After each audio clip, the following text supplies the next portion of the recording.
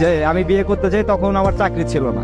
তখন ওর মা বাবা ডিরেক্ট বলে যে না, বিয়ে দিতে পারবো না। তখন ও সবার সামনে একটা কথা বলছিল, আমার এখনো পরিপূর্ণভাবে মনে আছে, আমি ওর সাথে চলে যাবো। ও আমাকে যদি রাস্তায় নিয়ে রাখে তাতেও আমি থাকবো। তোমাদের যদি ভালো লাগে তোমরা আমাকে দিতে পারো, আর যদি না দাও আমি নিজে চলে যাবো, আমাকে আটকাতে পারবো না। তো তখন কথাটা শুই না, মানে এতটা ভালো লাগছিল আমার, আমি আসলে বলে বোঝাতে পারবো না যে এত ভালোবাসতে পারে কেউ।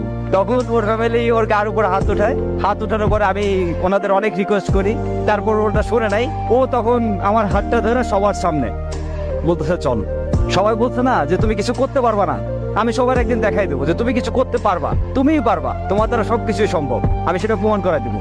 আমার কেন জানি ওর পর থেকে নিজের ভিতরে অন্যরকম শক্তি কাজ করতে থাকতো যে না, আমার কিছু একটা করতে হবে, আমার কিছু একটা করে দেখাইতে হবে। আমার ফ্যামিলি অবশ্য আমাদের দুজনকে মেনে নিছিল, অনেক ভালোবাসে আমাদের দুজনকেই। তো আমরা ভালোভাবে চলতেছে সবকিছু। আমার ওই যে জেদটা, যে আমার